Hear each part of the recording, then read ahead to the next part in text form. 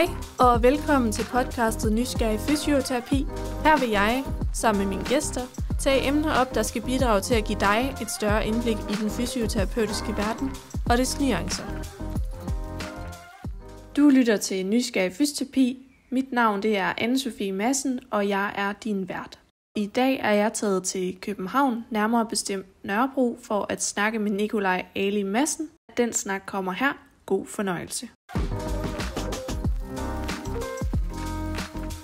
I dag der indspiller jeg med Nikolaj, og vi sidder i Nikolajs stue og indspiller her på Nørrebro. Og jeg så vil starte med at sige hej Nikolaj. Hej så.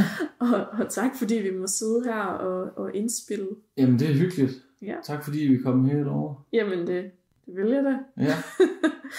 Og ja, lyden er måske også lidt anderledes, men ja, vi håber det går an. Det er autentisk, man kan høre lyden af lejlighed. Overboen, der trammer rundt. Ja. Men lad os lige så stille gå i gang. Vil du ikke starte med at give lytterne et lille indblik i, hvem du er, og hvilken uddannelse du har, og hvad du arbejder med til daglig? Jo, jeg hedder Nikolaj Ali Madsen. Jeg er 29 år og bor på Nørrebro her i København med min kæreste.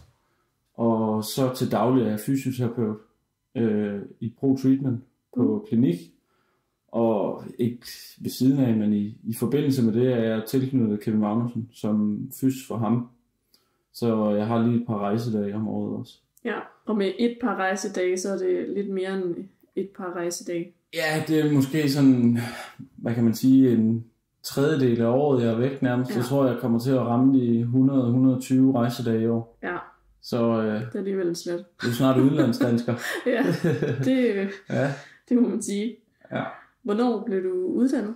Jeg blev færdig i 21 i Aarhus, hvor jeg tog uddannelsen selvfølgelig. Og relativt hurtigt efter, jeg tror faktisk et par uger efter, flyttede jeg herover. Ja. Og havde lige sådan, der var det corona jo, og alt var lukket. Så jeg hyggede mig indenfor i 1,5 måned, og så fik jeg job ved Pro Treatment i Slangerup, og dengang også i Herlev. Nu er jeg så mest tilknyttet i Slangerup. Ja. Og der fungerer du sådan som almen fys på lige klinikken. Præcis.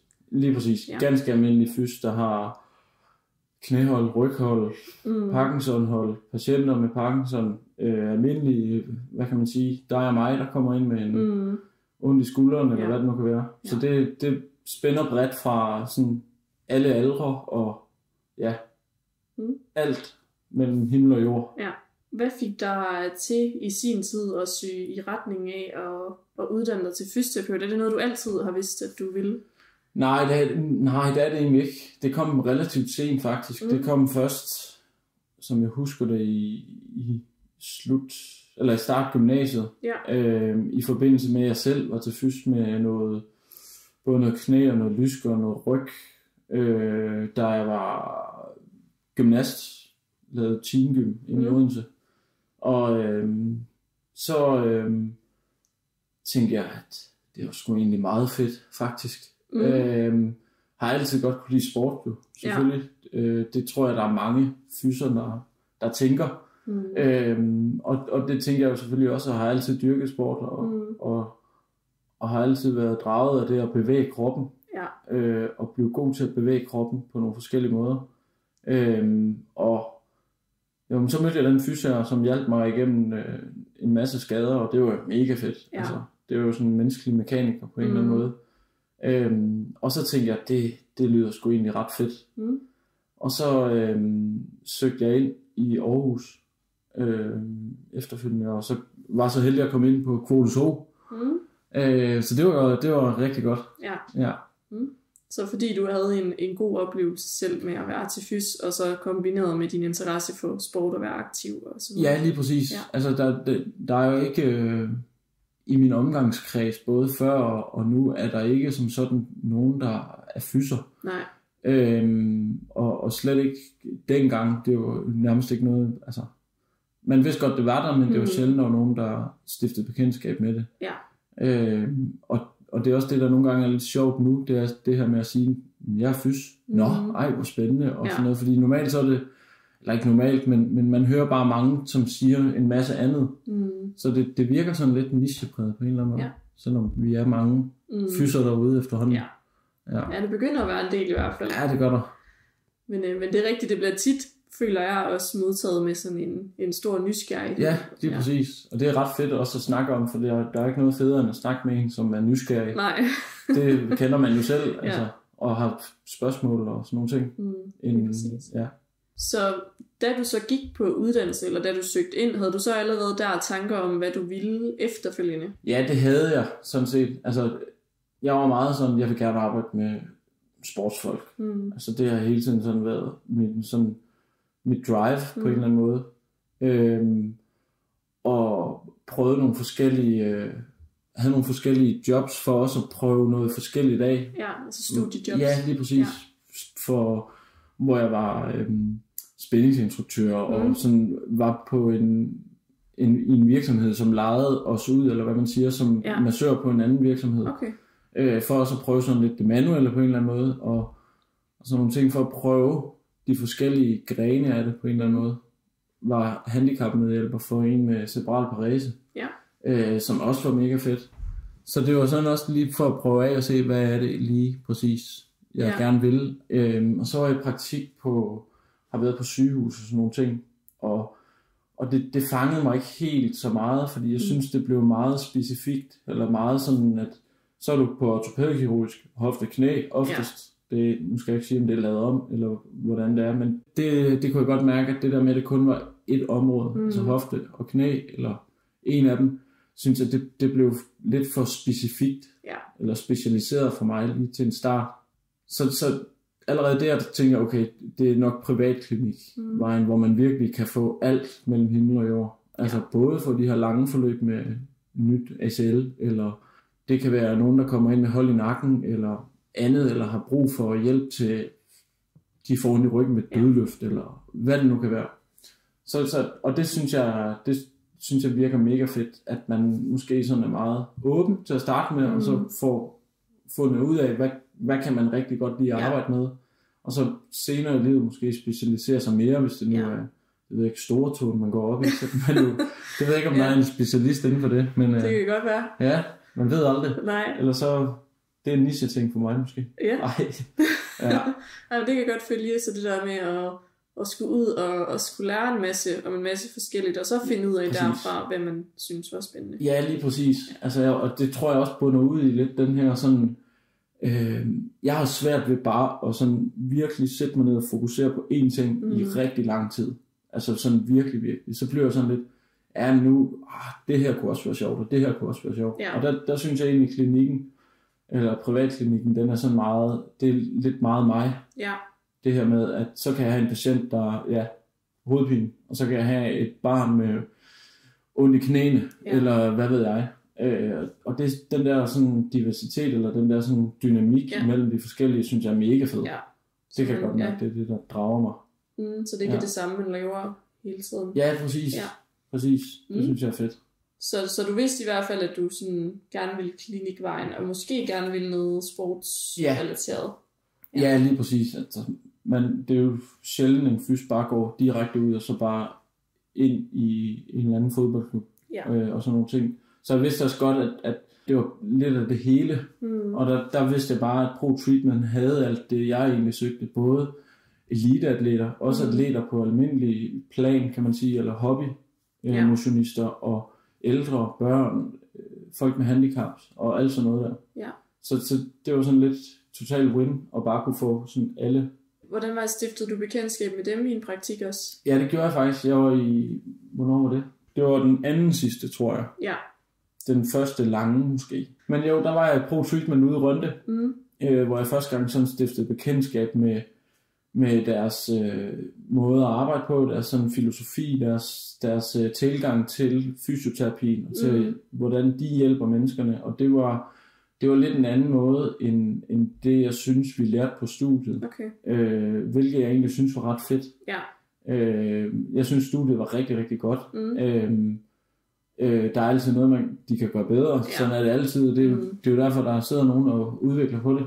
Men jeg fandt i hvert fald ud af, at det var noget helt andet, end det vi sådan lærte på studiet. Ja. Altså det her med at være hård ned i det manuelt, og sådan virkelig prøve at mærke sig frem, og sådan nogle ting. Der var måske lidt mere fokus på sådan evidensen, synes jeg, på uddannelsen. Hvilket også er rigtig vigtigt. Men det var sådan lige sådan en ny ting, der åbnede sig for mig, da jeg var i praktik der. Det kunne bare mærke, det var noget for dig. Ja, det var det. Helt sikkert. Ja. Helt sikkert. Så da du står som færdiguddannet, kan du så lige prøve at lige sådan skitsere igen, hvad gør du herfra? Jamen, der flytter jeg til København, dels fordi Johanne, min kæreste, hun bor herovre, og egentlig også lidt, fordi jeg gerne vil ind i ProTreatment. Ja. Det er nemmere at komme ind på fysmarkedet herovre, end det er i Aarhus, det er jeg ikke i tvivl om. Så det var også en lille del af det. Og så allerede tidligt ville jeg jo rigtig gerne arbejde med Kevin Magnussen. Ja. Det har jo været en drøm, siden jeg startede som fys. Og det vidste jeg, Thomas gjorde. Thomas, som har ProTreatment. Så tænkte jeg, jamen den største sandsynlighed for, at jeg kan det er at arbejde i hans firma. Ja. Det er ikke ved at starte selv, eller ved at være et andet sted. Det er simpelthen bare at nærme mig det. Så ryger han jo ud, Kevin. Og så er det jo sådan lidt, okay, nu er jeg jo flyttet herover og har skrevet under. Og så fandt jeg ud af, at det er bare et mega fedt sted at arbejde, og sådan nogle ting. Så der flyttede jeg herover og var jobsøgende, eller hvad man siger, 1,5 måned, tror jeg. Det var mere sådan lidt et sabbat måned. Ja, og startede der. Så du vidste, at du ville gerne over at arbejde i ProTreatment, og det var der en større sandsynlighed for, at du kunne komme ind, få en fod indenfor herovre på Sjælland, end der var omkring Aarhus. Ja, lige præcis.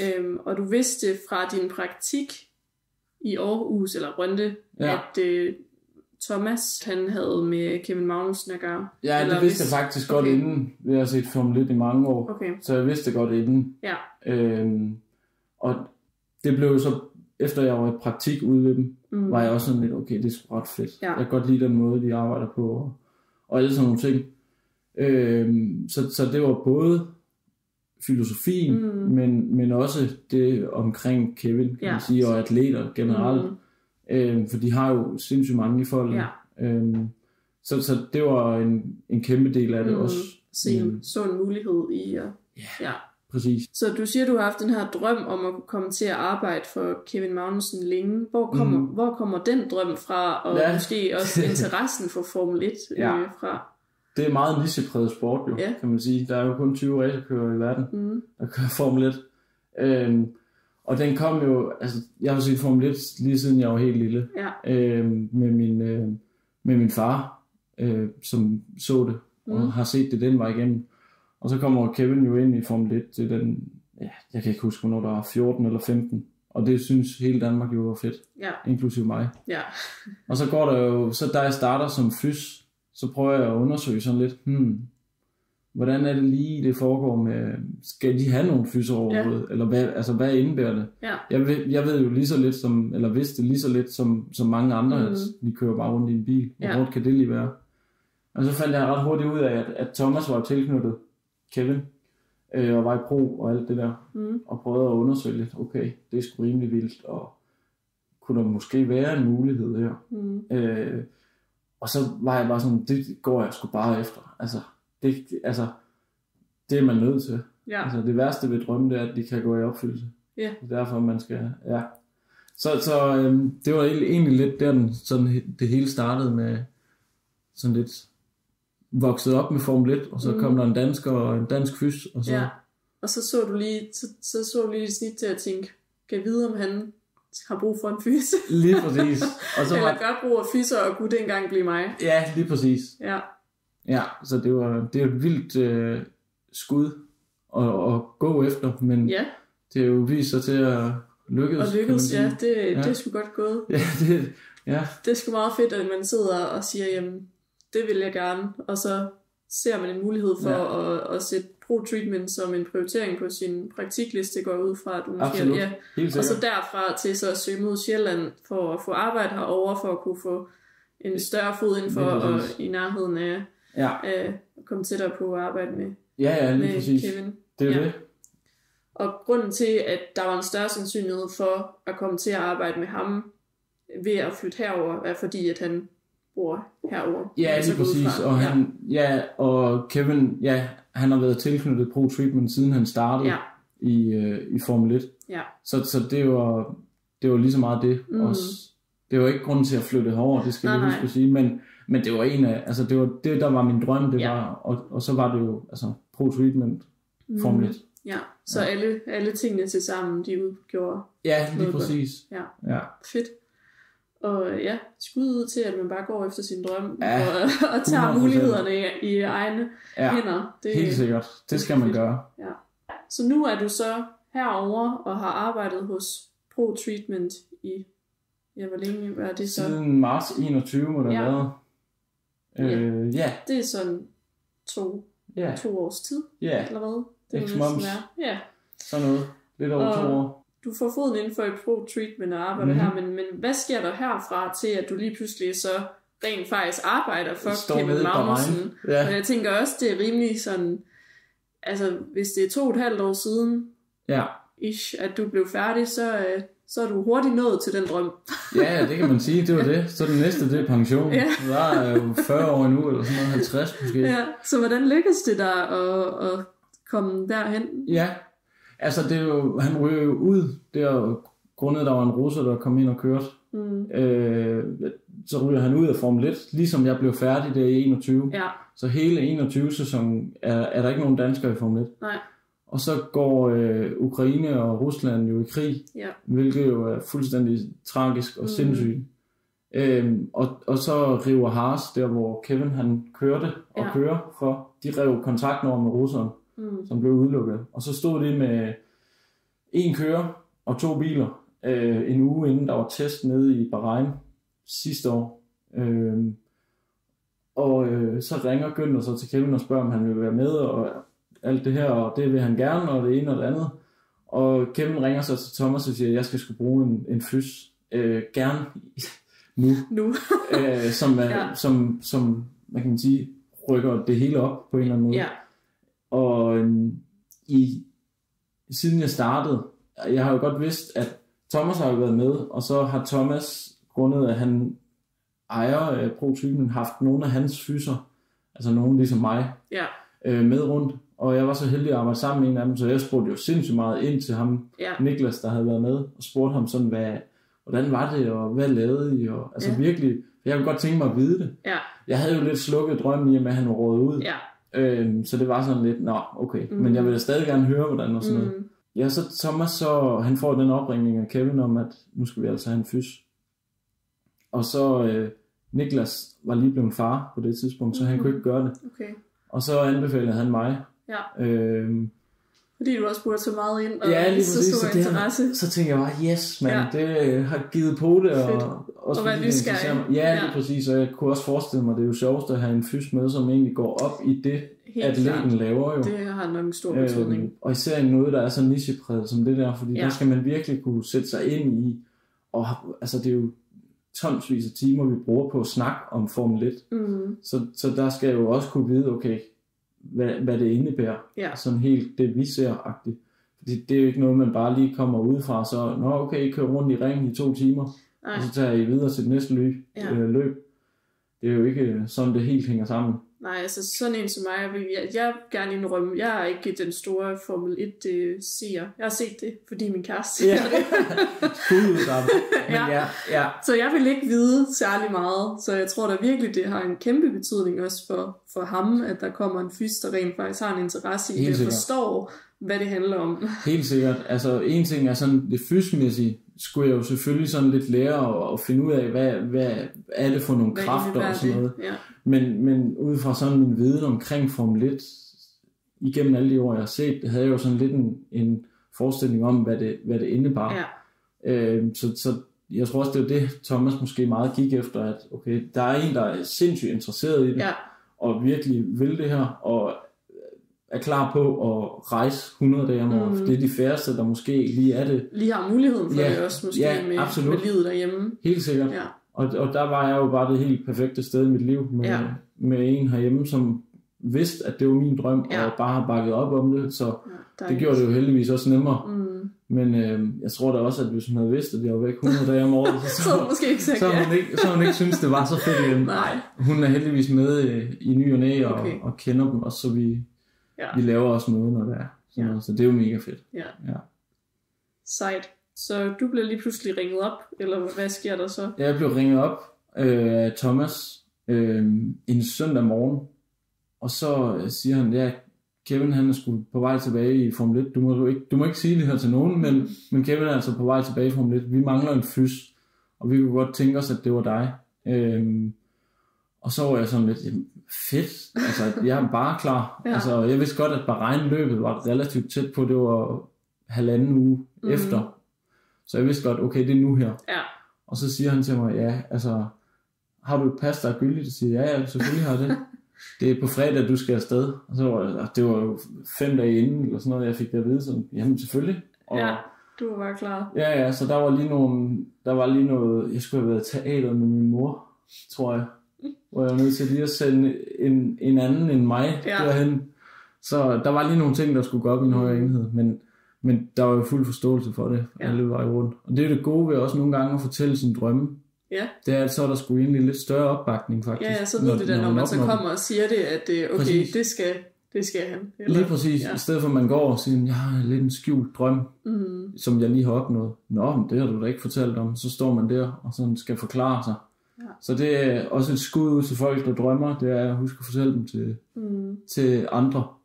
Ja, man ved ikke, hvem der lytter med, eller pludselig sidder en dag og mangler. Det er jo det. Altså, person. Det er jo ikke sådan, det er altid, men i mit tilfælde var jeg jo så heldig, at sol og måne og stjerner, de stod lige og pegede ned på mig.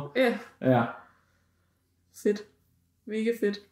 Og hvad så hvordan fungerer det så? Altså, så rejste du derned selv, eller mødtes du med holdet, eller nu, jeg ved jo ikke særlig meget om det, men hvordan fungerede det? Hvordan fik du startet den del? Den sindssyge rejse, det nu er blevet. Jamen, jeg tog afsted der fredag faktisk med en personlig træner. Kevin har jo slet ikke kørt noget, der ligner Formel 1. Nej.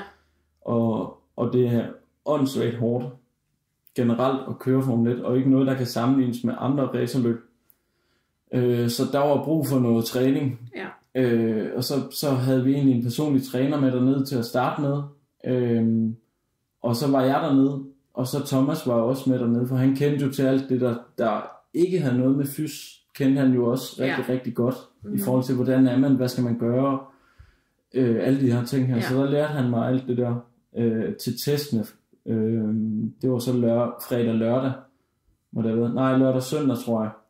Og så tog han egentlig hjem, og så trænede vi og behandlede vi ugen op til selve løbet. Og så kom Thomas derned igen, og tog sig løb og sådan noget, så jeg kunne se, hvad er det lige vi skal gøre, og sådan nogle ting. Og så var det ellers bare, hej vilddyr, og så afsted. Og så tog jeg mange af de andre løb. Ja. Så det var sådan lidt kastet ud fra en bro, havde jeg sagt, kastet for løverne. Ja. Hvilket er mega fedt, det synes jeg. Ja, fordi det er jo også sådan, man lærer det. Ja, men det er det lige lidt hurtigere på den måde. Ja. Så laver man nogle fejl og finder ud af det, og det er mega fedt. Det er en fed læringskurve at blive kastet for løverne. Det har jeg altid synes var ret fedt. Selvom det er sådan lidt angstprovokerende i starten. Ja. Men så er man også mere ops på, hvad man gør. Ja.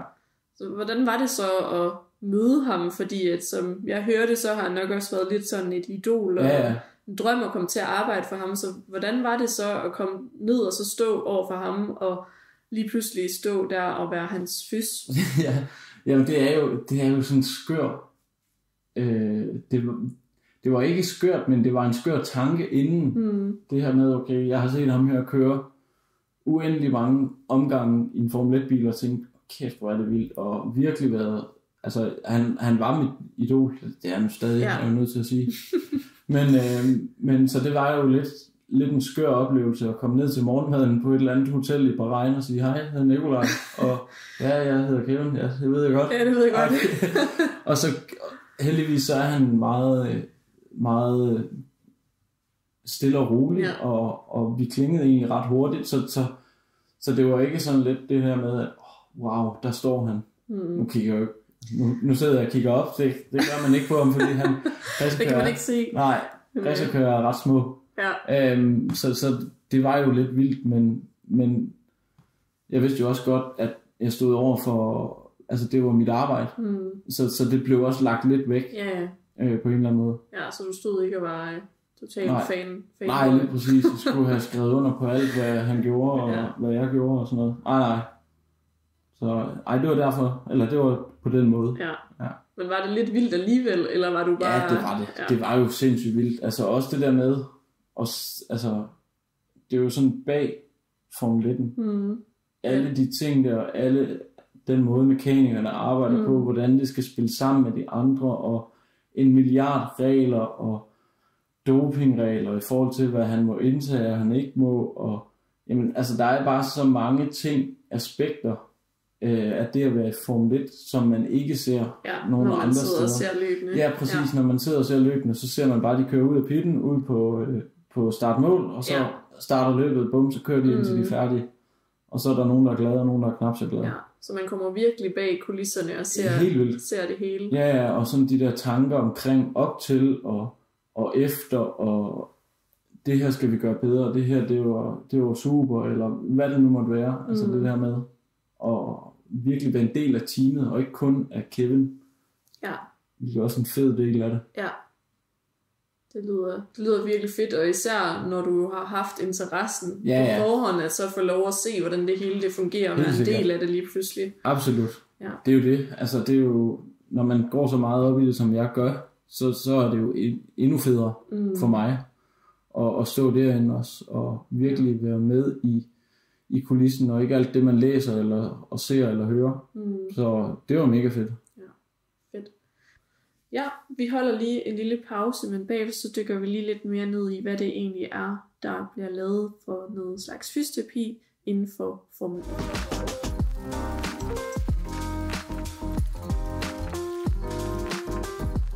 Så nu dykker vi lidt mere ned i det her med at være fysioterapeut for både Kevin Magnussen og generelt det her med at være fysioterapeut inden for en sportsgren som Formel 1. Og jeg tror, jeg sådan har et første spørgsmål, og det er sådan, har alle Formel 1-kører egentlig deres egen fysioterapeut, eller har man fysioterapeuter som et team? Ja og nej. Det er sådan i Formel 1, der er noget, der hedder HINSA, som er sådan en organisation uden for Formel 1, som har en masse fyser eller coaches tilknyttet, som de går så en lejer ud til mange af kørerne. Ja.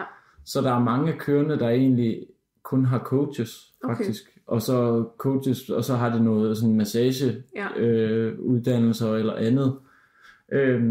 Og så er der er nogle enkelte kører, Kevin selvfølgelig, har en helt ud af alt det der. Har mig selvfølgelig. Så der er sådan lidt flere måder at gribe det an på. Så nogle af kørerne har ren coaches, altså sådan meget performance coach. Og så er der andre, der har nogle fyser, oftest fra deres hjemland. Så det er meget sådan lidt, hvem man er, tror jeg, og hvordan man er kommet ind i det. Ja. Og en sjov historie, eller ikke en sjov historie, men for nogle år siden, da Thomas, han var meget med, altså hele året rundt, der blev han også spurgt af nogle af de andre kører, sådan, hey, kan du ikke lige behandle mig og sådan noget, og sådan nogle ting. Så jeg tror, det blev mere og mere en normal ting at have en fys med, og ikke kun en træner på en eller anden måde. Ja. Men, så det bliver måske mere og mere normalt at have fremover. Ja, og det er jo i takt med, at bilerne udvikler sig, der bliver hårdere at køre bilerne, så der er større og større krav til dem. Ja. Det er ikke nogen hemmelighed. Men er du kun fys for Kevin, eller er du også fys for andre? Nej, det er jeg ikke. Jeg er kun for Kevin, og er kun tilknyttet ham. Har det behandlet lidt køreren sidste år. Ja. For han havde en coach med, og spurgte om, hey, kan du ikke lige vise mig, eller kan du ikke lige hjælpe mig med, der er en nakke, der er helt låst der, og er der noget, vi lige kan gøre? Så brugte jeg noget tid på det, og har også behandlet nogle af mekanikerne og personalet i Haas, men hvert team har sådan set også en teamfys ansat. Okay. Så hele teamet, som ikke er kørende, har en fys tilknyttet også oftest. Ja. Så, men ellers så jeg er kun sådan hardcore på Kevin. Ja. Det er den samme nakke, jeg behandler. Og når du så siger, at du arbejder som fys for Kevin. Hvad vil det så sige? Altså, hvad består dit arbejde af, og hvad laver du med Kevin?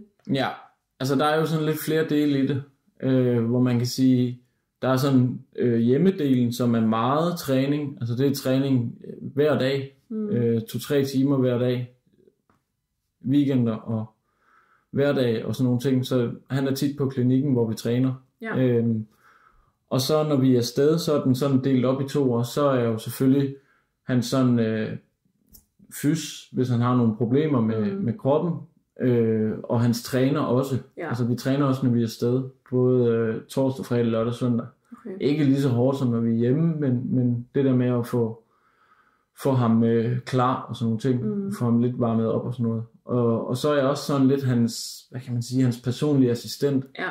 Det er mig, der sådan sørger for, at alt hans udstyr er klar, hans hjelme virker, hans køredragter er rigtige, og alt er tørt, og alt er blevet vasket, og styrer, hvad han skal have at spise. Det er mig, der sådan organiserer det med selve teamet. Ja. Hvornår han skal spise, hvor meget han skal have, og hvad han skal have. Så for at fjerne så meget pres fra ham, egentlig. Han skal trods alt ud og køre i en ret hurtig bil, og bruge rigtig, rigtig meget energi på det. Ja. Så det er med, jo mere jeg kan tage presset fra ham sådan mentalt, jo bedre er det. Og jeg har tid til at kunne tage mig af det, og også en indsigt i, hvad der skal gøres. Så det er sådan lidt delt op i sådan lidt PA eller personlig assistent og fys. Ja. Skråstreg træner, kan man sige. Ja. Og kostvejleder. Ja, lige præcis. Og ven, og komiker, og alt muligt. Man skal mange ting, når man er afsted. Fedt. Ja. Nu siger du, at I træner 2-3 timer om dagen. Ja. Hvad består den træning af?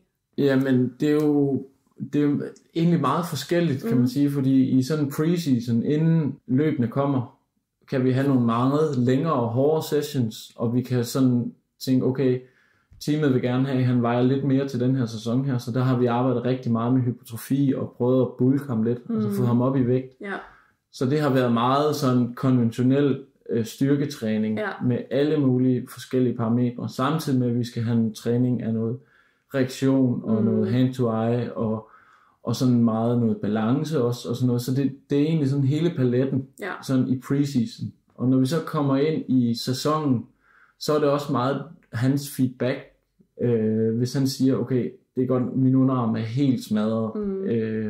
Der er jo stor forskel i løb, når vi kan ikke nå at træne ham op til hvert løb, ligesom en bokser for eksempel, hvor man har et specifikt mål. Hvor her, der skal du have en sådan grundform, du skal have en sindssygt god kondition.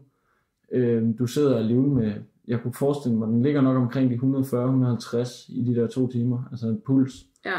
Samtidig med, at du er spændt fast, så du kan ikke, altså han ligger hele tiden på kanten af hyperventilation, fordi han kan ikke trække vejret ned, han kan ikke få diafragma til at aktivere på samme måde, som når vi sidder og kan få åbnet ribbenskassen og sådan nogle ting. Så det er også noget af det, vi arbejder med. Så der er jo både sådan endurance, eller sådan udholdenheden, og en masse styrketræning. Lidt mere specifikt end måske mange andre, især nakken, men også bare sådan almindelig brystpres og alle sådan nogle ting. Så det er meget forskelligt, hvorhen i sæsonen vi er. Ja. Så det vil sige, der er både sådan meget hardcore styrketræning, men der er også cardio, og der er også balance, reaktionsevne. Ja, præcis. Jeg har fået et spørgsmål omkring, om man sådan kan sige, hvor meget styrketræning man laver versus cardio.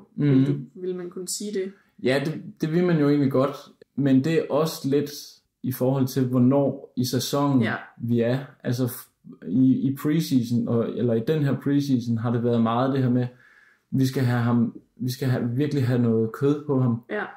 Så der har været lidt mere fokus på styrketræning. Men styrketræning ligger altid rigtig, rigtig højt. Ja. Så når du siger højt, snakker vi intensitet? Ja, lige præcis. Ja. Hård styrke. Vi skal have ham stærkere, vi skal have ham større og sådan nogle ting igennem sådan mere eller mindre hele sæsonen. Samtidig med, at vi har noget core. Ja. Og det er jo det gode ved, at jeg har ham, eller træner med ham 2-3 timer om dagen. Det er, at du kan nå alt rigtig meget. Og der har jeg også måske gjort meget brug af sådan min, ikke karriere, men altså, jeg har dyrket meget CrossFit førhen. Så der bruger jeg meget af det her, fordi der kan du lidt kombinere det her med høj intensitet og styrke. Kropstræning. Ja, lige præcis, og virkelig bare brage igennem. Så en stor del af det er styrketræning, men der sættes også krav til cardioen, fordi det er trods alt 2 timer, og du kan ikke holde ind til siden, og så lige strække benene, og så lige få pusten. Så der skal være en god udholdenhed. Det skal der. Ja. Der skal være en rigtig, rigtig god udholdenhed. Både i musklerne, men også sådan, altså træthedsmæssigt, kognitivt, og alle de her ting her. Så der er sådan mange aspekter, der spiller ind. Du har sådan lidt en, hvordan skal jeg sige det? En, der skal være stærk, altså virkelig, virkelig fysisk god form. Ja. Samtidig med, at han skal have sådan lidt den der e-sports-lignende tilgang. Altså det der med reaktionsevne. Mange ting på samme tid. Altså når han ligger og kører ned ad langsiden, kan han nu få i meldingen, du skal gå over i den her engine mode. Så skal han køre og samtidig sige copy that, eller et eller andet, slå radioen fra, slå den over i den her engine mode. Hvis han skal til at bremse, hvis han skal dreje, gear. Mens han kører med, jeg ved ikke hvor mange kilometer. 330 km i timen. Ja. Altså, så der er bare så sindssygt mange parametre, der spiller ind, og det er jo også noget, der var en stor sådan øjenåbner for mig, tror jeg, i starten. Ja, fordi det var også et spørgsmål, jeg har med, at jeg tænker, at du må næsten have mødt den meget sådan nogle fordomme omkring det her med at blive overhovedet hårdt og være racerkører. Hvad har du mødt af fordomme? Er det bare den sætning, eller er der mere til det? Jamen, altså det er jo meget det der med, at når han kører bare en bil, hvor hårdt kan det være? Ja. Og jeg tror, jeg kan godt forstå, at de har de tanker. Det tror jeg også lidt, jeg selv havde faktisk. Men når man ser, hvor smadret en person kan være efter 2 timer, og når han begynder sådan at gå ned i tallene med, hvor hårdt det er at køre det, altså G-påvirkning er en kæmpe del af det, og så begynder man virkelig at få sådan en, okay, du skal virkelig være i vanvittig form, og det er mange parametre. Det er ikke sådan, du bare skal løbe stille og roligt i dit tempo, en maratonløber. Du skal også have det her med, at du skal kunne have meget med arme og fingrene at gøre, samtidig med, okay, jeg skal bremse ved det her punkt her. Så det er jo, der er så sindssygt mange aspekter, og det er bare, G-påvirkning er en ting for sig, hvor hårdt det er for nakken især. Hvis nu lige skulle sidde nogen og ikke vide, hvad G-påvirkning er, så kan du prøve at forklare. Ja, G-påvirkningen er den påvirkning, kroppen sådan bliver udsat for, i bestemt, altså når han bremser, når han drejer, når han gasser op og sådan noget. Det må så hedde, altså hvis en G-påvirkning hedder 4, så er det 4 gange ens kropsvægt, der bliver påvirket. Det vil sige, hvis han vejer 100 kilo, så er det 400 kilo, han bliver trykket med. Ja. Og det er, hvad kan man sige, jeg tror det gennemsnit ligger på i svingene mellem 5 og 7 G. Okay. Cirka. Nogle sving er meget værre. Altså sådan en bane som Saudi-Arabien er fuldstændig vanvittigt hård for dem. Hvor der er andre baner som Monaco, som er en bybane også, men det er nogle langsomme sving, det er ikke så hurtige sving. Der er G-påvirkning ikke lige så stor. Jeg siger, det er sådan noget, man ikke tænker over, når man bare sidder og ser. Nej, lige præcis. Altså, det er jo det, der er så vildt at tænke på, at forestil dig, at jeg står og trykker 7 gange din hovedvægt. Altså forestil dig, at skal holde den, ikke kun i den ene side, men så når du bremser, skal du holde nakken. Ja. Samtidig med, at når du så drejer ind i svinget, skal du så kigge ned på, hvor du skal, altså skæringspunktet i svinget, det er der bilen skal ind på. Så skal du dreje, så ryger hovedet over til den modsatte side af, hvad du drejer. Så det er lige pludselig alle de der små muskler, man ikke rigtig tænker over, man har i nakken. Der er meget muskelkraft, der skal til for at stå imod den kraft. Lige præcis. Og så kommer udholdenheden oveni, fordi det er jo det samme sving. Altså, der er jo 14 sving, nu ved jeg godt, det er forskellige sving, men lad os bare sige, der er måske 14 sving på en bane, 17 nogle gange, i 2 timer. Det er jo, afhængig af længden, så er det jo 60 omgange. Ja. Så du kommer igennem det sving der, sådan semi mange gange. Og det er virkelig vanvittigt hårdt. Jeg tænker, når man får det serveret på den måde, så kan man virkelig godt forstå, hvorfor det er hårdt, særligt for nakkemusklen, men også for hovedet, det her fokus ved til. Altså sådan noget som øjenmusklerne skal jo også arbejde konstant og meget. Helt sikkert. Og, det hele er jo på højeste alarmberedskab. Det er det virkelig, altså. Og så kommer der også det aspekt ind, kan man sige, hvis bilen ikke gør, som man tror, den gør. Ja. Hvis den begynder at skride eller et eller andet, så skal du korrigere for det. Så skal du lige pludselig, når du kommer med 180 ind i et sving, og bagenden begynder at skride ud, så skal du begynde at rette op og dreje den anden vej. Ja. Samtidig med, at du stadig kigger på og finder ud af, okay, er det spiner eller gas, eller hvad er det, vi arbejder med. Så det er vanvittigt, så mange forskellige aspekter, der er i spil. Hvad med sådan noget som armene, tænker jeg? Altså er det også noget, det må han vel også blive træt i, eller hvad? Det er det også. Altså, og det er jo meget også forskelligt fra bane til bane. Altså, hvor man kan sige sådan en bane som Aserbajdsjan, hvor der er en rigtig, rigtig lang langside. Der kan han lige sådan bevæge fingrene lidt. Hvor sådan en bane som i Saudi-Arabien, der er det hele tiden sving. Der er næsten ikke nogen, så der er du hele tiden i gang. Og du kan ikke bare lige ryste armen, eller sådan, du kan ikke køre med en hånd. Altså for det første, så har du ikke kræfter til at kan hverken dreje eller noget, og du skal skifte op og ned og sådan noget. Ja. Så armene er jo også noget, der virkelig bliver påvirket. Kåren også for den sags skyld. Hænder og fingre, som du siger. Præcis. Ja, forestillingen om, at man skulle gribe om noget så længe, så kender man godt, så bliver ens fingre jo helt følelsesløse. Og Jamen, altså sidde med en elastik, og så prøve at dreje den i 2 timer. Altså samtidig med, at der er en, der holder på dit hoved i forskellige retninger med 4-5 gange din egen kropsvægt. Ja. Så begynder det, eller hovedvægt, så begynder det ligesom at blive ret hurtigt hårdt. Ja. Det lyder utroligt hårdt. Altså jeg er jo virkelig overrasket over, hvor hårdt det egentlig var. Ja.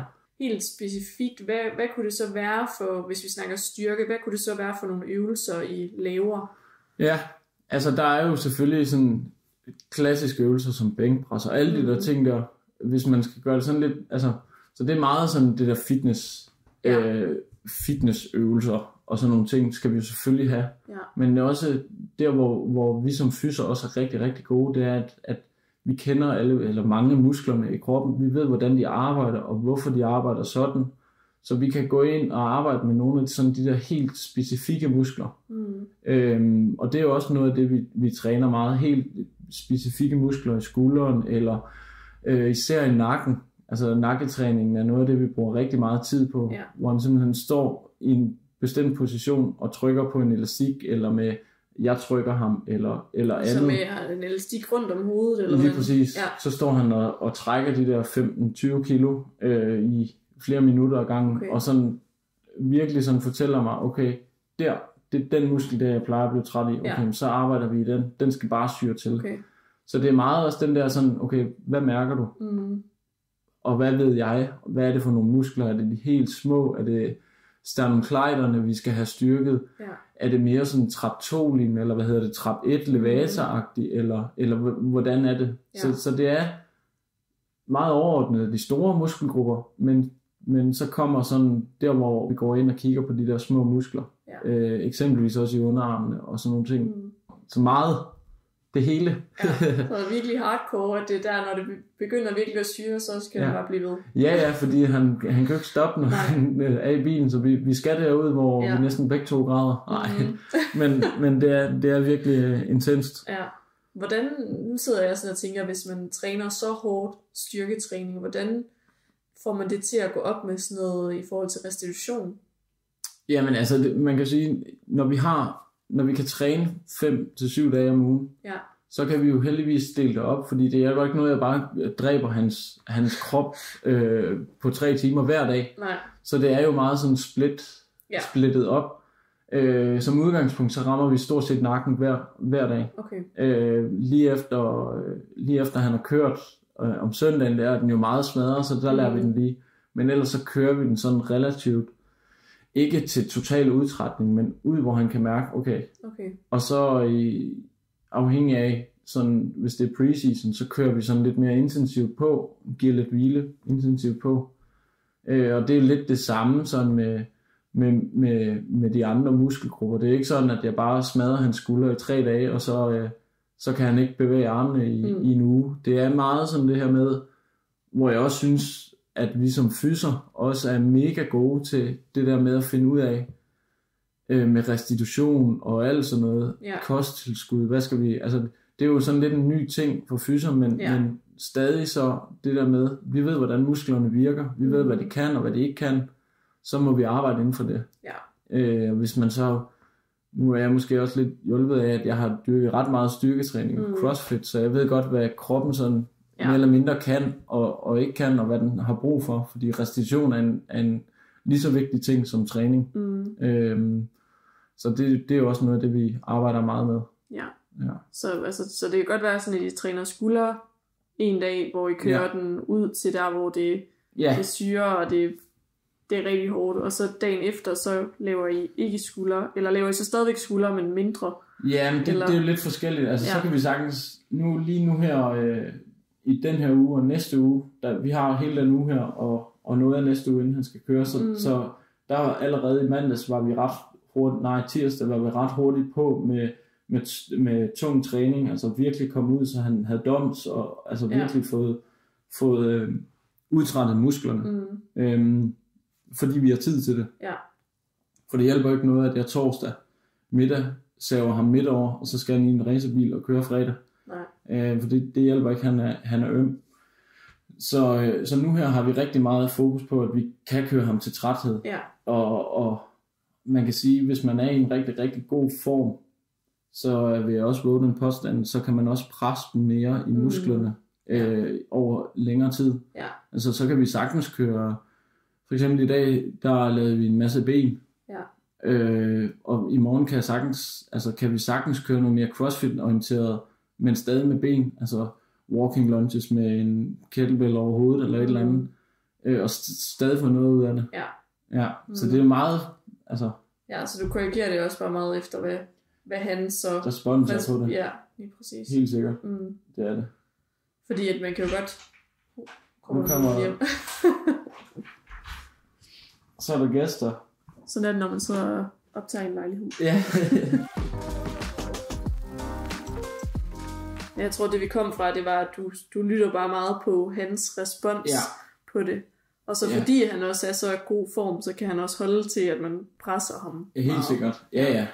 Og altså, det er jo bare sådan, jo bedre form du er, jo mere skal der til, før du er udtrættet. Ja, det er fordi man kan godt sidde sådan og tænke, hvordan fanden får man ingen overbelastning, når man træner så meget. Men det er jo også, hvad kroppen den er blevet vant til. Helt sikkert, og det er jo, altså selvfølgelig kan jeg ikke sætte ham til at, hvis han har holdt, det ved jeg ikke, 4 ugers pause, eller da han kom tilbage i Formel 1, kunne jeg jo ikke bare køre på med 3 timers hård, intensiv træning i 5 dage. Det er jo ikke muligt. Og der kan man sige, der kommer også lidt behandling ind i det der, hvor man kan sige, at vi kan smidiggøre vævet. Vi kan skabe den her situation her. Vi kan få det til at ske hurtigere. Og det er også noget af det, vi arbejder med, at hvis det er helt galt, så kan vi også redde ret meget med hænderne. Ja. Så hvor meget manuel terapi bruger du sammen med ham? Jeg vil sige, vi bruger egentlig manuel terapi meget, når vi er ude, fordi den udtrætning, han får i bilen, er svær at ramme i noget sådan træningsregi herhjemme. Og kan man sige, at han øm i ballerne efter at have squattet, så ved jeg også, at okay, men der er tid til, at det kan restituere selv.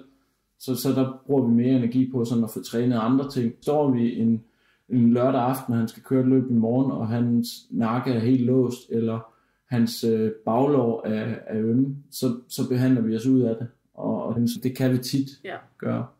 Og ser med de her låsninger i nakken, det er virkelig noget, hvor vi kan komme ind både mobilisere og manipulere, men også at virkelig arbejde i vævet. Og det giver sindssygt meget. Men lægger du meget tid i at lave sådan selve træningsprogrammerne, eller tager du det meget sådan dag efter dag? Ja, jeg lægger noget tid i det. Men det er jo også meget, hvis han kommer ind, og vi bare har kørt ham helt hårdt, og jeg havde planlagt, at vi skulle køre noget i samme retning, eller sådan, hvad kan man sige, i den dur. Ja. Så lægger jeg det om. Ja.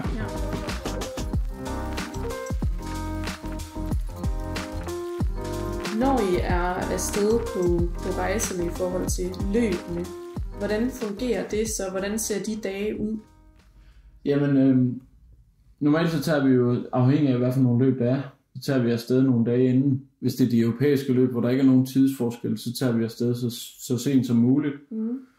Men så om torsdagen, der er det sådan en mediedag hele dagen, hvor jeg går og får styr på alle tingene omkring drivers room, altså alt hans udstyr, maden, får planlagt alt det, imens han laver interviews til alle mulige. Og så om fredagen, så er der jo 2 træninger, hvor vi, når vi vågner, lige får lidt morgenmad, og sådan lige får ham lidt i gang, laver lidt træning og sådan lidt, og så tager vi på banen. Og så inden han skal i bilen til træningerne, eller kval eller race, så laver vi noget stille og rolig opvarmning. Jeg arbejder lidt i lidt triggerpunkter for sådan at hvad kan man sige, vække systemet i gåseøjne, og prøve at få sådan lidt en stimulering på en eller anden måde. Og så bygger vi lidt mere på, får lidt puls på, får varmet musklerne op, får lidt koordinationsøvelser indover, får nogle reaktionsøvelser indover, så han sådan er tændt, altså både mentalt, eller sådan, mentalt, kognitivt, men også fysisk. Ja. Så det er sådan alle sådan parametre, der skal være i gang.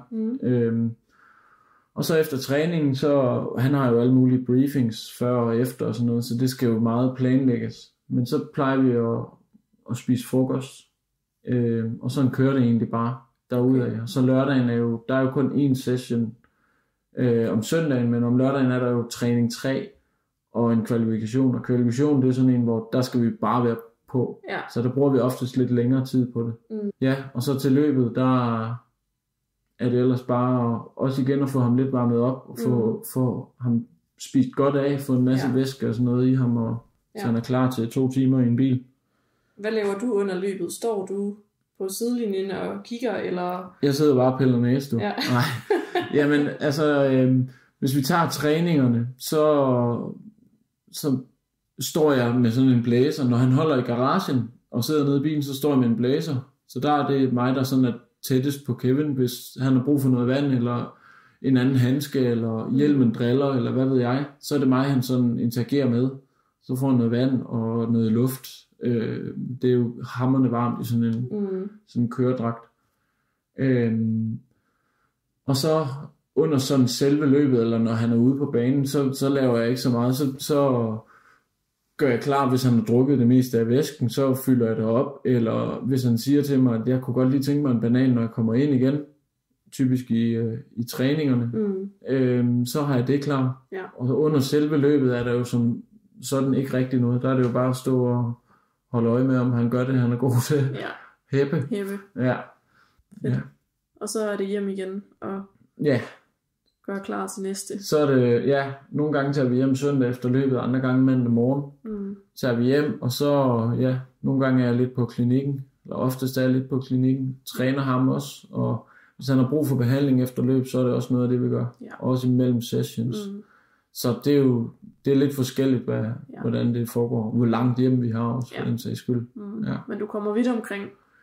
Det er jo alt lige fra hele Europa til Asien og USA, Australien og det hele. Og, og du har lige været afsted. Jeg var i Barcelona i weekenden, Monaco forrige weekend, og så Canada i næste uge. Ja. Så det er mange lande, mange lufthavne og racerbaner. Ja, det må man sige. Ja. Nu siger du det her med, altså der skal selvfølgelig også være fokus på sådan noget med reaktionsevne og koncentration og fokus. Hvordan gør I det i træningen, sådan helt praktisk? Ja, altså det gør vi lidt på forskellige måder.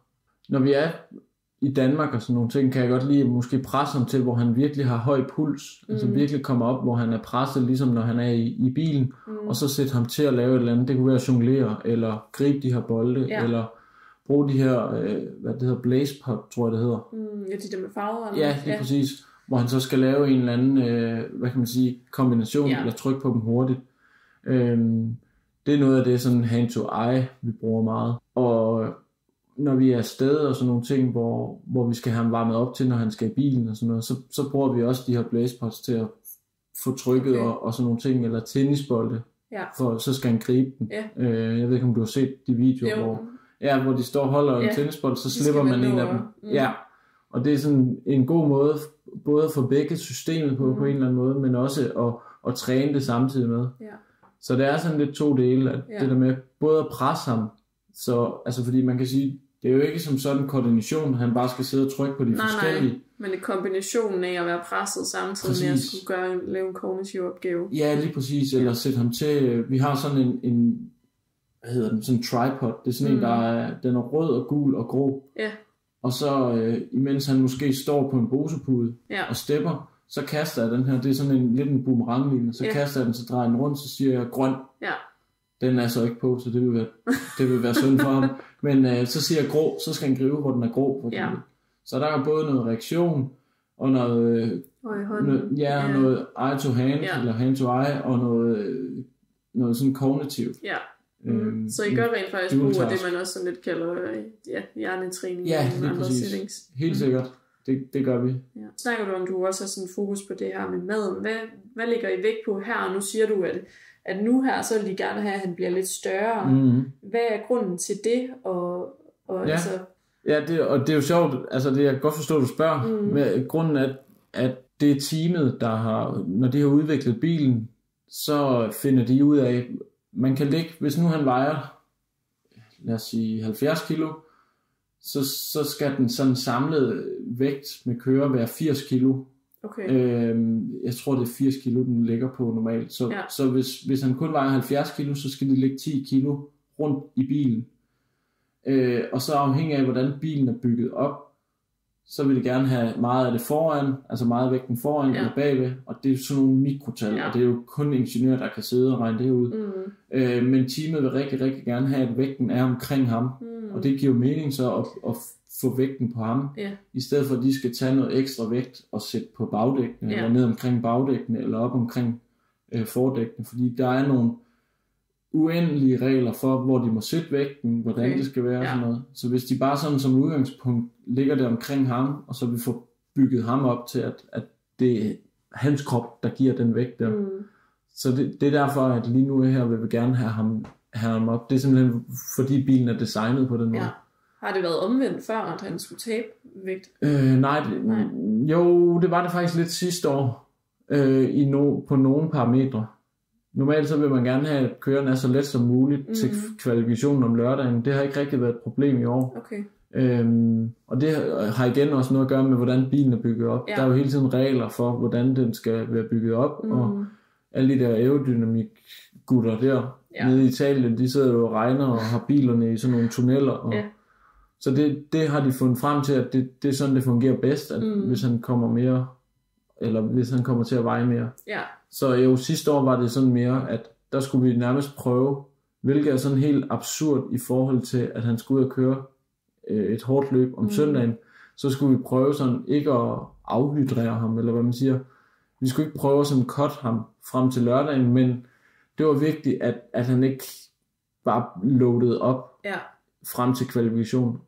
Og det gør jo bare, at mit vindue fra efter kvalifikation og til løbet, det er jo sindssygt lille, kontra hvis jeg har en hel weekend eller en hel uge til at sådan virkelig karpe ham op, eller få ham loadet op med... Så musklerne og hjernen har noget at arbejde med. Lige præcis, har en masse energi og en masse at arbejde med. Det er svært at først gøre det om lørdagen.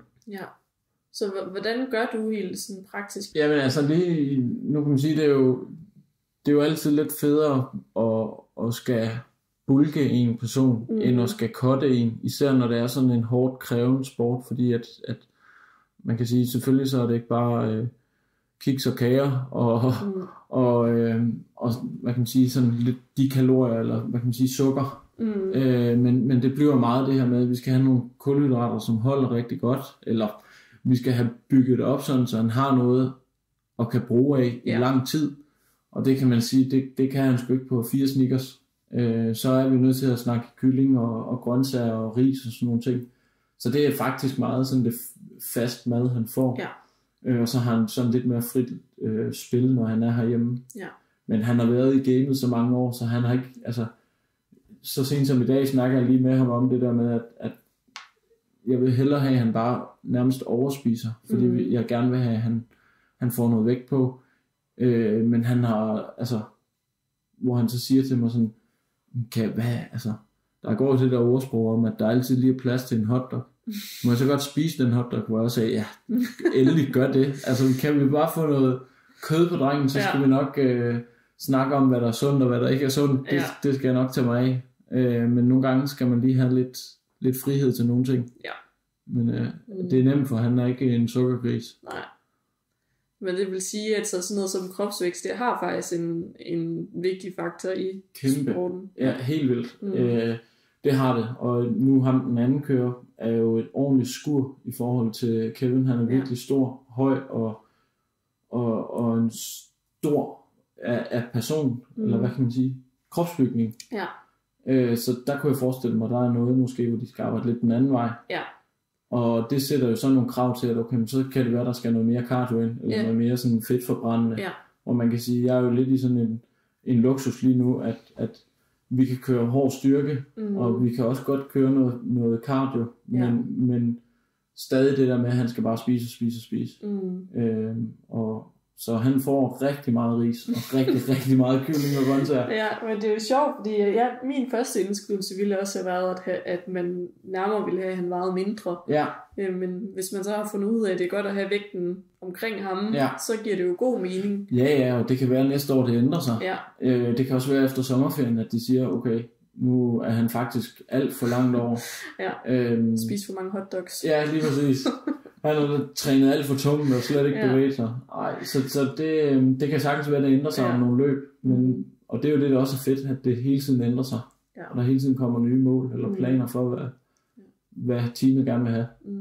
Hvad med sådan noget som sportspsykologi, sådan for at håndtere presset, det pres, der kan være, når man skal performe på det højeste plan inden for motorsport? Er det noget, I sådan gør i? Ja, det er det. Altså Kevin har haft tilknyttet sådan en performance psykolog til et eller andet.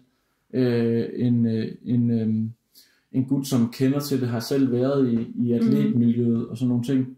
Og han er med ind over især sådan op til sæsonen og virkelig, hvad kan man sige, for at snakke med ham om alle de ting, som jeg ikke ved særlig meget om. Altså fordi det er jo mange ting. Altså der er jo sindssygt pres fra fans, det er en ting.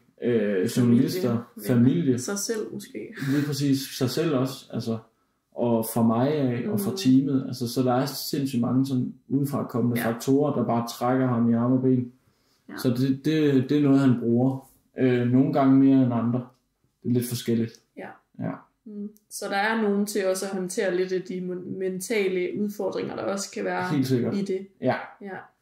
Nu ved jeg jo ikke, hvis man bare er sådan totalt garvet racerkører, men så ikke har nogen frygt i så længere, men altså ved du noget om det? Altså er han nogensinde bange for, at det går galt på banen? Og er du måske bange for nogle gange, at det går galt?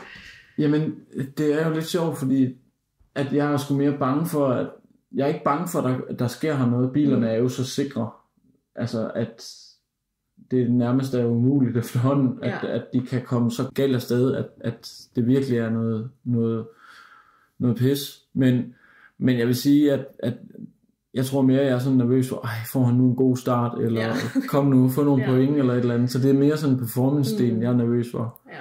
Og jeg tror også, altså hvis du begynder som racerkører, det er jo 1000 af et sekund, vi snakker om, når de kører rundt. Ja. Hvis du som racerkører begynder at blive bange for noget, så er det måske der, det går galt. Så bliver du i hvert fald langsommere. Ja. Og hvis du bliver langsommere, så ryger du ud. Så det tror jeg ikke, at de sådan gør. Jeg ved, der sidste år i Japan regnede det fuldstændig vildt. Og der kørte de. Og der var de tæt på at køre sammen med en, de næsten ikke kunne se, hvem var. Altså mange af kørende.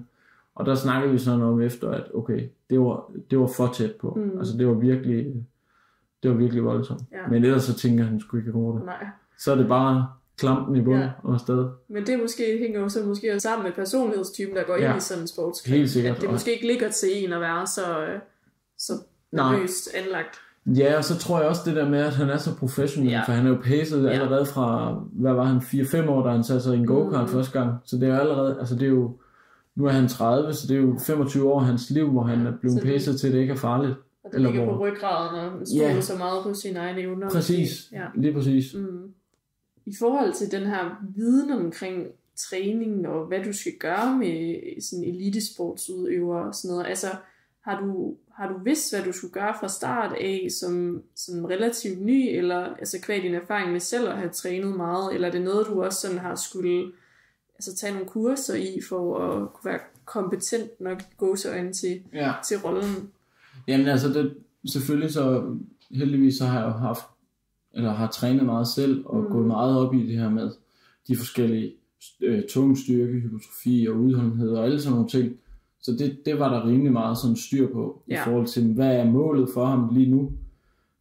Så ved vi, at det er noget af det. Men selvfølgelig, det er jo nogle andre måder at træne på, end jeg har været vant til. Ja. Især med nakken.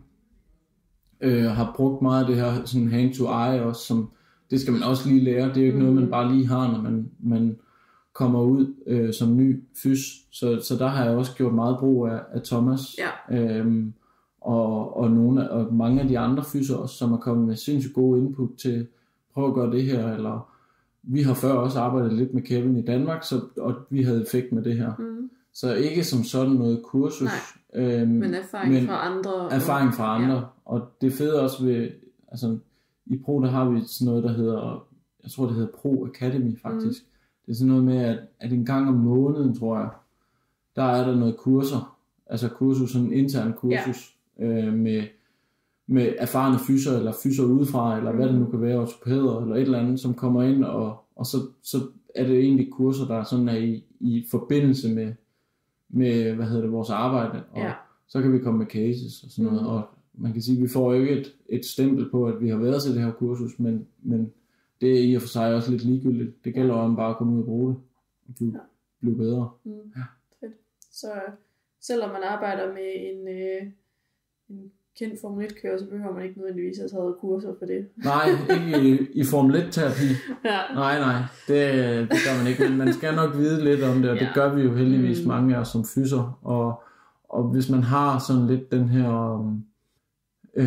gå på mod, eller hvad hedder det? Altså interessen for Formel 1, så er det også nemmere for mig at bygge det op. Fordi jeg har hele tiden sådan haft en interesse for Formel 1, så jeg ved, hvordan det foregår. Så det kommer meget naturligt. Ja, det gør det egentlig på en eller anden måde. Hvad vil du sige, der var det allervigtigste fokus at have i forhold til at være fysioterapeut for en Formel 1 racerkører? Det allervigtigste fokus? Jeg tror, det er at man måske går op i det på en eller anden måde, for det giver noget motivation til mig, at jeg går op i det. Altså, det er mange dage, jeg rejser, så hvis jeg får den der fornemmelse af, nu skal jeg bare ned til et eller andet kedeligt løb igen, så tror jeg, at den dør lidt ud. Og hvis min motivation falder, så ved jeg, at så er der en anden motivation, der også falder. Og det tror jeg bare starter sådan lidt negativt. Så jeg tror, det er vigtigt det der med, at man måske synes, det er fedt, eller man interesserer sig for det. Ja. Og så selvfølgelig også det her med, at det er performance, det er eliteatleter. Altså man skal have en eller anden vis motivation for at få en til at præstere på det bedste, og det må koste rigtig mange ting. Ja. Koste hvad det? Blod, sved og hår. Ja. Altså mit største råd til at arbejde med professionelle atleter, det er, at de professionelle, de kender også godt deres krop. Så det er skide vigtigt, det der med at lytte til dem, ligesom med almindelige patienter. Altså at når de kommer ind og siger, at det går ondt, når jeg gør det her, eller det her, det fungerer bedst for mig, så det er vigtigt, at man virkelig er åben, og igen sådan tænker det der evidens, at det kommer også fra patienten eller atleten. Så det tror jeg måske, at man sammen prøver at løfte opgaven. Det tror jeg. Ja. Jeg tænker, at det her, det er sådan lidt selv sagt, men føler du, at Kevin han får noget ud af fysioterapien, og hvad tror du, han selv vil sige? Jamen nu ved jeg, hvad han selv vil sige, for han har lige lavet en sådan en lille video om det. Hvad han synes, han får ud af det. Så den synes jeg, at folk skal se selvfølgelig. Men, og det er Pro Treatment, der har lavet en dokumentar, ikke? Ja, de har lavet sådan en 5 afsnit med Kevin, både om hans tilknytning til Pro, men også om det her med at køre Formel 1. Så jeg er ikke i tvivl om, at han ville ikke have brugt os, hvis ikke han følte, at fysioterapi var vigtigt. Fordi at der er jo uendelig mange mennesker ude i verden, og hvis han kan vælge at vrage, ligesom han vil. Ja. Så jeg er ikke i tvivl om, at det er en kæmpe, kæmpe stor del for ham, at han har en med, som kan reparere ham, men også træne med ham. Ja. Og man kan sige, det er jo der, hvor vi fyser er mega nice, det er jo, at vi kan både træne, men vi kan i særdeleshed også behandle og diagnostisere, om ikke andet. Ja.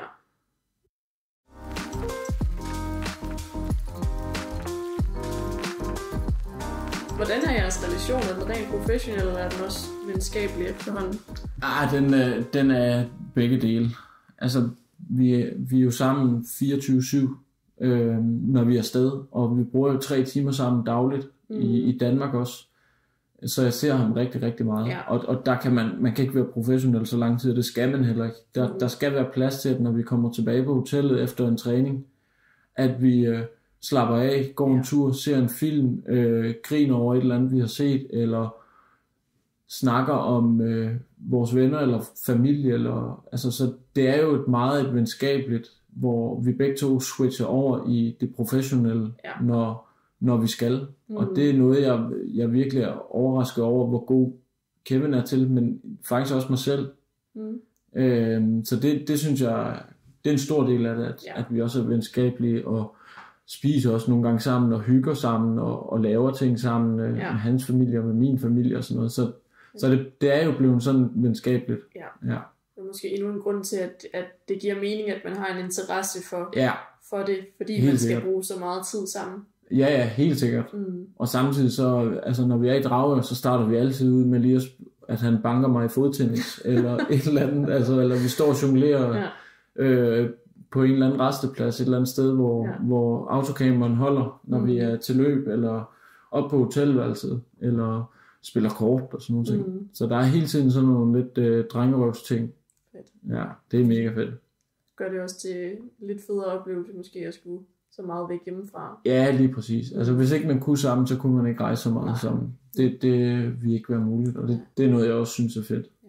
Jeg tænker godt, der kan sidde mange og tænke sådan, jamen, hvor mange penge der er i det, og for eksempel at være fys for sådan en som Kevin Magnussen, om du egentlig behøver at have et job herhjemme, eller hvordan, uden du behøver at sætte tal på, men er det sådan, er der bedre penge i det, end at være herhjemme, eller er det mere, at du også får oplevelser, du får også rejserne, eller sådan? Ja, altså det er jo lidt jeg vil nok godt kunne leve af det, tror jeg. Nok også fordi, så vil jeg kunne lægge mere tid i det, kan man sige, hvis ikke jeg havde noget herhjemme. Men det er ikke, altså det er ikke noget, hvor jeg bare bliver multimillionær af det. Det er svære, det vil da være fedt. Ja. Men jeg nyder virkelig det der med faktisk at have både, når jeg er afsted, og når jeg er hjemme. Ja. Altså det her med almindelige patienter. Fordi det er også med til at udvikle mig som fys. Altså så jeg ikke bare kun, igen det der med specialist, det er jo også meget specificeret med den samme nakke, de samme muskler i kroppen, kan man sige. Så jeg synes, det er mega fedt at have både ham, men også komme hjem til almindelige patienter. Ja. Så selvom det måske godt kunne, hvis det endelig var, kunne gøre, at du ikke behøver at lave andet, så vil du gerne have begge dele. Ja, lige præcis. Jeg vil gerne have noget fra begge dele. Altså man kan sige, det er jo mange weekender, jeg rejser og sådan nogle ting. Ja.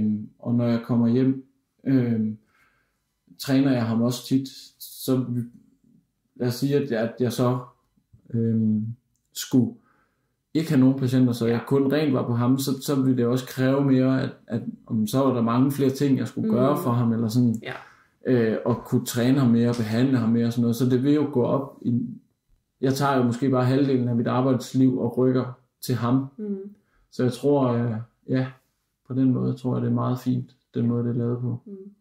Hvad er du blevet mødt af tanker fra andre, både fyskollegaer, venner og familie, i forhold til, at du arbejder for en, der er et så stort navn? Det er jo nok det, jeg blev spurgt mest om, det er jo det her med, hvordan er han som person? Hvor jeg er sådan lidt, jamen han er ligesom alle os andre. Ja. Han kan bare køre rigtig, rigtig hurtigt i en racerbil. Og det er også noget af det, jeg synes, der er fedt ved ham. Det er netop, at han er, som han er.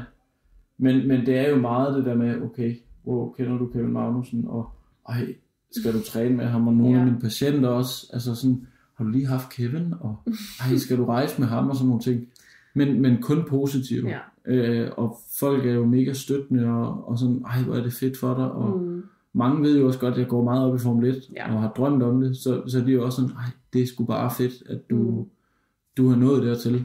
Så kun positivt. Mange spørger ind til, hvordan han er. Ja, jeg tænker, der sidder sikkert også mange, der lytter med nu, som jeg kunne forestille mig, at du har måske også deres drømmejob. Ja, det kan sagtens være. Men jo, det er lidt sjovt. Det er helt klart det spørgsmål, jeg blev spurgt mest om, hvordan han er. Og så helt sikkert, er det hårdt at køre en Formel 1-bil. Ja. Og det er... Du burde printe nogle trøjer, hvor svaret stod på. Og så lige præcis. Vi bare gå rundt med dem. Ja, lige nok det. Ja. Hvis nu man så sidder og lytter med, og har et brændende ønske om at kunne komme til at lave noget, der minder om det, du laver, har du så nogle råd til, hvad man kan gøre? Jamen altså, nu kan man jo sige, at i pro-treatment har vi jo rigtig mange elitesportsudøvere. Så sådan en god ting vil jo være at hvad kan man sige, arbejde der. Det var det, jeg tænkte. Jeg vidste, at okay, Kevin er der. Jeg vidste, at mange fra landsholdet er der i fodbold. Så er det den vej, man skal gå. Ja. Altså, det nytter ikke noget, man søger væk fra dem, som gør det. Og så tror jeg også det der med, at man er klar på virkelig at lægge rigtig, rigtig mange timer, rigtig meget af sit liv til sådan noget der. Og være villig til at lære og åben og sådan nogle ting.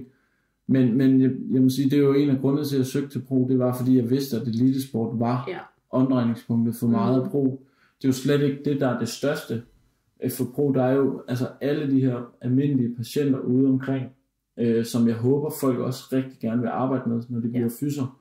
Men der er jo så bare den der sådan ekstra bonus for dem, som vil arbejde med atleterne. Meget af det er jo også omkring pro. Så det er ikke for at sige, at de skal starte i pro. Det kan lige så godt være, hvis det nu er, hvad ved jeg, håndbold eller et eller andet, så søg hen mod der, hvor man ved, at de er tilknyttet. Ja, der i hvert fald måske er en vej ind. Præcis, altså fordi det der med at skabe sin egen vej, kan nogle gange være svært, især i sådan et snævert, hvad kan man sige, erhverv, som det er. Altså det er svært at stille sig ned på gadehjørnet og sige, jeg vil godt være fys for ham her, og så bare vente på, at det kommer. Så det gælder sgu om bare at gå efter dem, som har med dem her at gøre. Så er der større sandsynlighed for, at man kommer ind omkring det der. Ja. Fedt. Så bare ud af i gang med at finde de der små huller. Lige præcis. Der er jo mange andre klinikker derude, som også har nogen tilknyttet. AGF eller i Odense er der en, der har meget med håndbold at gøre. Hvis det er det, man vil, så altså, man kan ikke forvente, at man bor i den ene del af landet, og så vil have med nogen fra en helt anden del af landet. Det kan ikke lade sig gøre. Nej, så man skal måske også lige kigge på sit eget liv og sin... Ja, det skal vil jeg kunne få det her til at give mening egentlig? Præcis. Det er jo det. Og sådan op til et løb, så er det der, hvor du siger, jamen så lige op til et løb, der er det ikke der, I kværner igennem med træning. Nej. Lige præcis. Det er mest hvor vi har tid til restitution, hvor man ikke skal præstere. Vi går lige så stille til det afsluttende, og det er sådan mere lidt personligt til dig. Du har allerede opnået virkelig meget, synes jeg, på trods af, at det jo ikke er så længe siden, du er blevet færdiguddannet. Hvordan føles det? Jamen, det er jo ret vildt at nå sin drøm på hvad? Et år, noget af det. Men det er jo det fede ved det er, så kan man sætte sig nogle nye mål, nogle nye drømme. Og det håber jeg, at jeg bliver ved med. Så hvad er de nye drømme? Jamen, jeg håber da på, at have min sådan, hvad kan man sige, være klinikansvarlig på en klinik. Altså, det er mig, der sådan er i førersædet. Det kunne godt være en pro-klinik på Fyn. Kunne være ret fedt. Altså, hvor det jo sådan var mig, der var sådan lidt chef for det. Det tror jeg sådan er mit næste mål. Og prøve at få en klinik op at køre.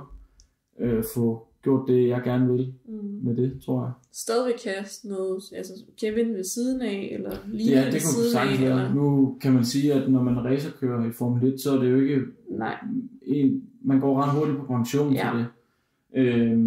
Så det er jo på lånt tid. Lige så præcis. Det tænker jeg fortsætter med, så længe som lærer hæves, havde han sagt. Så længe han nu er aktiv for midtkører. Kunne du forestille dig at blive det for en anden end Kevin? Nej, det kunne jeg ikke. Det er simpelthen for meget arbejde, tror jeg. Ja. Altså det er sådan en ting, hvor i hvert fald for mit, jeg er meget familiemenneske og meget sådan, kan godt lide mine venner herhjemme og kan godt lide Danmark. Så det der med at gøre en hel karriere inden for Formel 1, det kommer jeg aldrig til. Nej. Det er med Kevin, og så er det ikke med nogen, tror jeg. Så hvis Kevin lige pludselig stopper, så er dit næste skridt at gå imod og blive klinik? Ja, det tænker jeg. Det tænker jeg. Ja. Og helt sikkert der. Fedt. Ja. Det lyder også spændende. Har du et sidste budskab, du gerne vil dele med dem, der lytter med, inden vi slutter af? Sug til jer af al den viden, I kan få fra andre fyser. De har så meget at byde på. Altså, de har så meget erfaring. Og lad være med at føle sig begrænset af, hvis der er en, der siger, at det her virker, så vil jeg åbne omkring og prøve det af. Og hvis ikke I synes, I kan få det til at fungere, så prøv noget andet af. Ja. Altså hele tiden være åbensindet for nye tiltag. Om det er manuelt, om det er træning, om det er edukation af patienter. Altså det kan være på alle sådan parametre. Så det vigtigste, synes jeg, det er det her med at lære. Ja. Og lære fra sig. Det tror jeg er det vigtigste, at man, eller det synes jeg i hvert fald er et kæmpe budskab, at man lærer fra sig og lærer fra andre. Og bliver ved med at være åben over for at være nyt. Lige præcis, hele tiden være åben. Det er jo heldigt, det gode ved mennesker, at der er ikke nogen, der er ens. Nej. Og det vil udvikle sig. Uanset hvordan vi vender og drejer det, så vil vi altid kunne udvikle os. Og det er jo fedt at vide, at man har et erhverv, hvor man kan udvikle sig, indtil man går på pension. Ja. Det skal vi jo bare embrace. Ja. Super godt råd at få med på vejen. Tusind tak, fordi du har ville være med til at indspille i dag. Selv tak, og tak for besøget. Ja, selv tak. Tak fordi vi kunne sidde her i din stue og indspille her på Nørrebro. Ja. Det er super fedt. Ja, vi slutter af herfra. Fedt. Det var det for snakken med Nikolaj. Jeg håber, at I lærte noget nyt, og så vil jeg minde jer om, at der lige om lidt kommer et bonusafsnit, hvor I kan høre lidt om Nikolajs erfaringer med det at arbejde i klinik, og en snak om hele det her taleemne omkring brugen af manuel behandling og balancegangen mellem det og gøre brug af en evidensbaseret praksis. Og så har jeg kun tilbage at sige, at jeg håber, at I vil følge med inde på Instagram-profilen Nysgerrig Fysioterapi, hvis I ikke allerede gør det, og støtte lidt op om podcasten der. Det er i den grad med til, at podcasten den fortsætter. Og så har jeg ikke mere at sige, end vi lyttes ved. Hej hej.